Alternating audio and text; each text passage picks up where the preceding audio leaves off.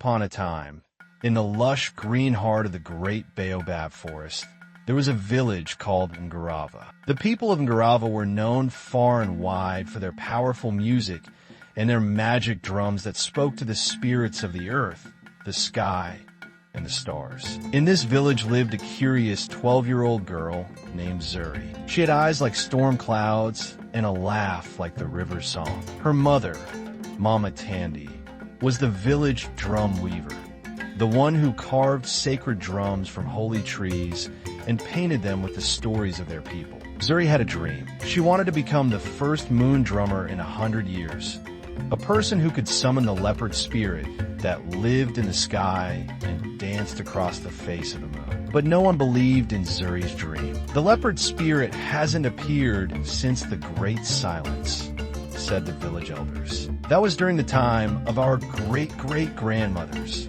laughed the other children. Still, Zuri's heart beat louder than the drums at harvest time. Every night, she would sneak into the forest with her small drum, one her mother had lovingly carved, and play to the moon. She drummed stories of courage, of forgotten heroes, and of her own longing to meet the moon leopard. One night, when the wind grew warm and strange, and the stars blinked as if they were awake, Zuri drummed the tale of the last moon leopard. As her hands moved, a whisper floated down on the wind.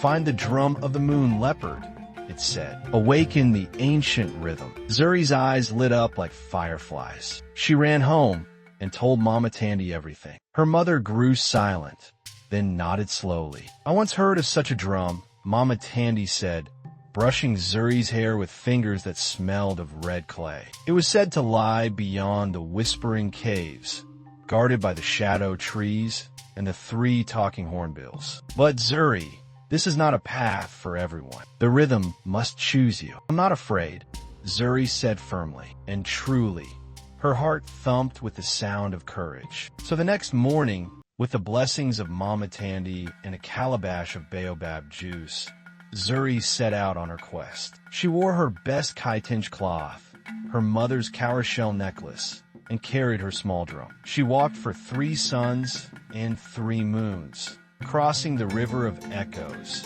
greeting the kudu spirits who watch from the cliffs, and sharing songs with mischievous forest monkeys. Her feet were sore, but her spirit soared. Finally, Zuri reached the whispering caves. Strange winds blew from within, carrying the secrets of those who had entered before. As Zuri stepped inside, the shadows seemed to move. "Who disturbs the silence?" whispered the wind. "I am Zuri of Ngarava," she said bravely. "I seek the drum of the moon leopard." The cave walls rumbled, and suddenly 3 giant hornbills landed before her. Their feathers shimmered with stardust, and their beaks glowed with ancient light. "Many seek," said the first hornbill, his voice deep as thunder. "But not all can hear the moon's rhythm." "Drum," said the second. "Let us see if the rhythm knows you." Zuri lifted her drum and began to play. She closed her eyes and thought of her village,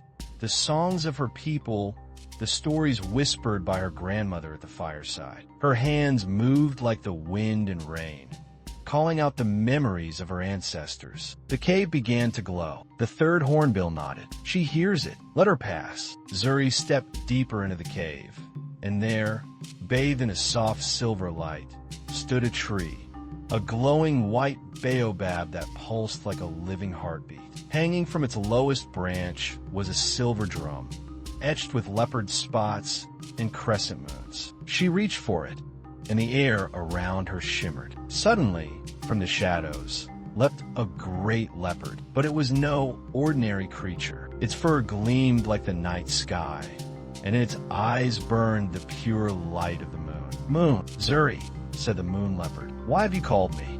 Zuri swallowed her fear and stepped forward. "Because our village has forgotten your rhythm. The drums have grown silent. The people have become afraid. I want to bring back the dance of the stars." The moon leopard studied her for a long moment. Then slowly he smiled. "Then play." And Zuri did. She played the drum of the moon leopard with all the spirit and love in her soul. The music filled the cave, spilled into the forest, and soared into the sky. The stars spun in a great dance above, and the wind sang its old songs. The moon leopard leapt high, whirling through the air, his silver spots catching the light of 1,000 suns. When Zuri finally returned to Ngorava, the stars followed her home. The elders bowed. The people wept with joy. And on the next full moon, Zuri stood at the center of the village and played. From that day forward, the drums of Ngorava never fell silent again. And once each moon,